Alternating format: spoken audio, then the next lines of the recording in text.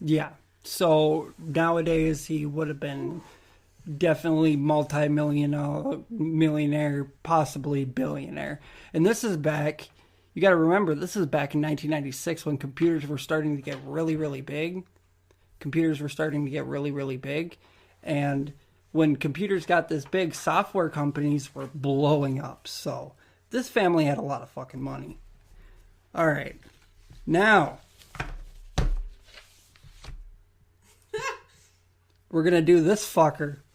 All right. This is Burke Ramsey. I think you guys have already seen that I've formed my opinion about Burke Ramsey, but we're going to go through everything anyway. Burke, the Devil Child Ramsey, born...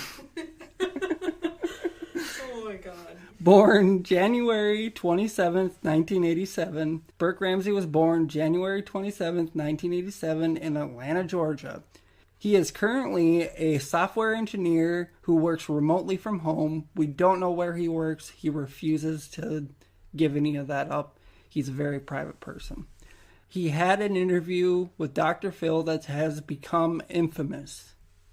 He said in the interview, "I guess I like to avoid conflict," or "I don't know, I guess I just felt safer." He's still, you can tell in his eyes that he's not an adult.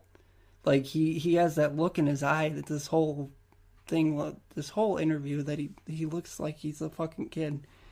And he said about talking to Jonbenet, he said that he would talk to her spirit every once in a while. And yeah, I had the same. You might have heard the eye roll. That's how big that fucking eye roll was. But she just gave me the biggest fucking eye roll. Okay. I did. The biggest damn eye roll. "Sometimes I would talk to her," he said. "Like there was some important thing I was doing. I'd be like, 'Hey, thanks for looking out for me,' or 'Hope you're having fun up there,'" which is fucking insane. "Because I'm taking some test," or like, "I wish I was there right now." That's a quote from him. Yeah, it's very strange. And there's a few things here too. He used to hide feces in Jonbenet's bed. I don't care how much I hate you. I'm not going to like shit on your pillow and be like, "Here you go." We're going to talk more. We're going to get more in depth about that later. But there's usually a reason that kids play with shit. So he apparently slept through the entire murder, which there's things that contradict that. We will get into that. But that was the reported story, that he slept through the entire murder. 1.5 years before the murder, according to Judith Phillips, which, if you guys watched the documentary, The Case of Jonbenet Ramsey, that aired on CBS, the one that Burke actually sued CBS for $750 million because of a defamation lawsuit. In that documentary, Judith Phillips, who was a family friend of the Ramseys, said that Burke hit Jonbenet with a golf club in the yard days after her birthday, and it was apparently just an outburst. So this was... She ended up with a scar underneath her eye from that, didn't she? Yep, she did. And it was enough where one would say that he would do it again. So I wouldn't put it past him. All right, during the interviews that were given right after the murder, which... we found out that if your sibling is murdered, it is a requirement under Colorado law, at least at that time, that you meet with a social worker, and a social worker has to interview Burke. During a taped interview in 1997, the interview that was given, he was acting really, really strange. It wasn't like he was acting really strange. He was acting really strange because his sister just died. He shouldn't have been acting that way. Now, I'm not the type of person to tell somebody how you should act after a death. I've had deaths close to me, and I've acted a weird way. So, I'm not one to judge people, but this doesn't look like a kid that just lost his sister. He was asked if he was safe at home, and he said that he was safe at home. He was just very matter-of-fact about everything. He brushed pretty much everything aside. He said he was too busy playing Nintendo to deal with any of it. So, Seems like a fucking sociopath. Right. Well, okay, so I had actually lost my brother in the same year, 1996, and I was 6 years old. Oh, wow. And it hit me hard. I understood every last thing that was happening. So, you know, like, I knew, like, my brother had even moved out at that point. So, and I was, you know, like, what, maybe 14 years younger than my brother, and he passed away. And I took it hard. So, I mean, when a family member dies and you're still a little kid, you know, obviously you should be affected by that. I know that everybody grieves differently, but this child showed no emotion whatsoever, and that really frickin' bothers me. Yeah. And the only emotion he really showed was almost excitement, which was even more sickening. Right. So, well, and more about the feces thing. He was smeared some feces on Jonbenet's candy that she was given days before she died. And this is one thing that investigators actually found in her room was shit smeared fucking candy. It was terrible. Okay, well, think about shit's it. disgusting. So she literally died when she was 6, and he was born in, 1987? So he had to have been at least 3 years older. So he would have been 9. He knows what the hell he's doing. He was 10. Yeah, he knows what the hell he was doing. No, he was 9. Yeah, You're right. He was 9. So, yeah, he's old enough to know better than... Oh, by the time this interview was taken, though, he was 10. Because he was born January 27th. Yeah, that's the day after my birthday. Yeah, so by the time this interview had been taken, he was just 10 years old. So, and Colorado state law says that a kid under the age of 10 years old cannot commit a crime, basically. So if you're under the age of 10 and you murder somebody, you're not going to jail. Nope. Because they figure that your thought process isn't matured enough where you're actually thinking things through when you do it. So, but yet you're still old enough to understand that you don't smear feces on somebody's candy. Come on now. Exactly. All right, so now former FBI profiler Jim Clemente says that Burke's actions during a later interview in 1999 says he's acting like a smart aleck, and he oversells the fact that he sleeps really soundly. Just to sell it that, you know, I was sleeping the whole time. It's ridiculous. You can tell he's way overselling it. He evades answers. When he was shown the picture of pineapple and milk, which was one of the pieces it was of it. pineapple and tea. No, he had pineapple and milk in a bowl, and then he had a thing of tea.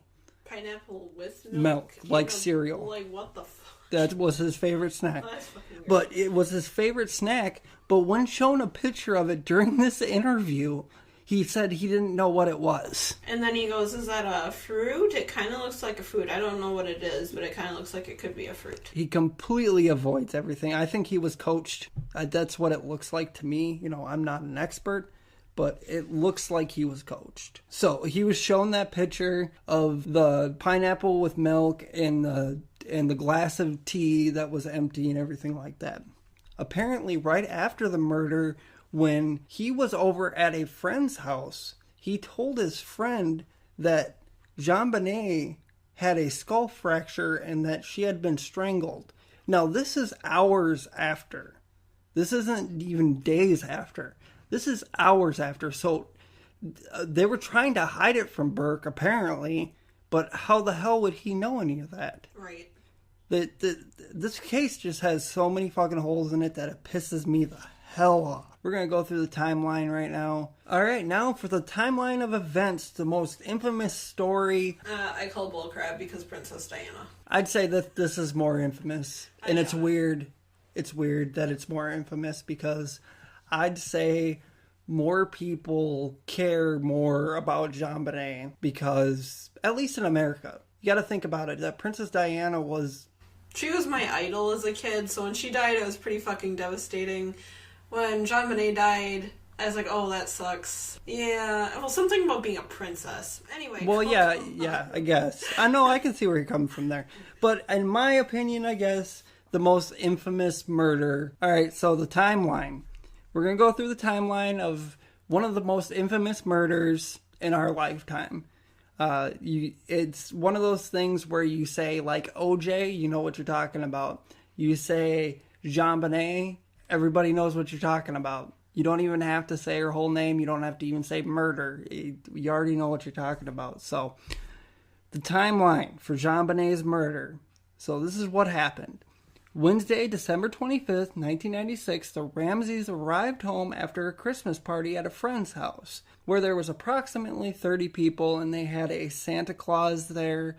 Bill McReynolds was the Santa Claus, and later he became a suspect. The next morning, they were flying to Michigan for a trip, and Burke was infamously excited for this after the murder. He was still planning on going to Michigan. So he was still excited for this, and them going to Michigan will definitely come into play once we get everything together here. They claimed that Jonbenet was sleeping, but Burke was awake when they came home. John carried her inside and upstairs and put her to bed around 10 o'clock. Now, she was wearing her pajamas, so I don't understand how they just carry her into her bed. That's something that just came to my mind right now. I thought that he had brought her upstairs, and then later Patsy came up and put her pajamas on. That's the thing, is there's so many different stories. Right, there's a lot of variations there. And a lot of people were lying and stretching the truth, so, like, it's really hard to tell, But we know that she was in her pajamas. What we know for sure, that it was the last time that some people saw her alive. Now, the official story says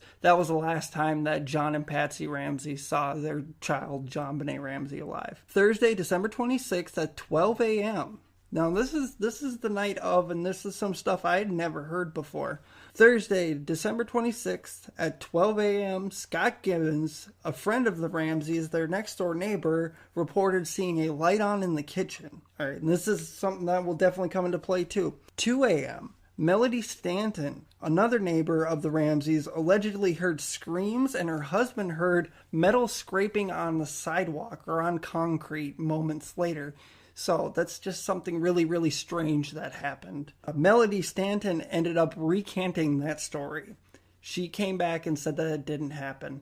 Now, I think that the Ramseys had a lot of control because of how much money they had.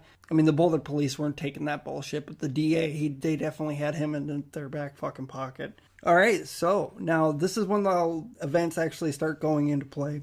5:30 a.m., Patsy Ramsey wakes up to make coffee and get ready for their trip to Michigan. Moments later, she says that she noticed the infamous ransom note on the back spiral staircase. She begins to read it, and instead of calling the cops at 5:45 a.m., Patsy calls her friends Fleet and Priscilla White and Barbara and John Fernie. Like, who just calls their friends before calling the police? Exactly. And especially since the ransom note said don't contact anybody, and the first thing she does is contact somebody. Right. Now, when I saw that, I would probably try to fucking call the cops too, but I wouldn't be calling fucking friends. Right. That makes me think that they were calling to say, what do I do? That's what goes through my head. 5:52, she finally calls the police. Oh, frickin' time. No shit, right? This is almost a half an hour after she found the note. And there's actually conflicting reports online. 5:30 is the most common time that she said she woke up. There are other reports that she woke up closer to 5. There's other reports that she woke up at 5:45. It's all over the place. But the official story says 5:30 a.m. At 5:59, only 5 minutes later, Officer French arrives. Between 6 and 8 a.m., 4 more officers arrive. Officer Vetch, Officer Weiss, Officer Barklow, Supervisor Officer Reinbach. The Ramseys' friends, the Whites and the Fernies, and Reverend Hoverstock also arrive at the house. Which that just fucks all the evidence right there. Right. Who calls a reverend or like a priest to the house unless they know that their child is dead? Like, seriously, I don't... It was a family friend. Okay. It was just like, it's the same long lines of inviting the Whites and the Fernies over. Let's invite Tom, Dick, and Harry too. No shit, right? I can kind of understand if you want friends around, but I don't know. Call the police first. See, no, the police were already called. Right, but still. They called them before the police, though, yeah. 8:10 a.m. 8:10 a.m. First detective arrives, Linda Arndt. She starts her investigation immediately and fails to secure the crime scene by letting every fucking buddy walk around. Secure the crime scene by letting everybody just walk around in and out of this place in regards to how many people are coming in and out of the house. That's ridiculous. Just, lock it down. Take charge. There's already...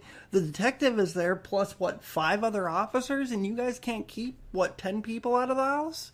That's ridiculous. At this point, they thought it was a kidnapping.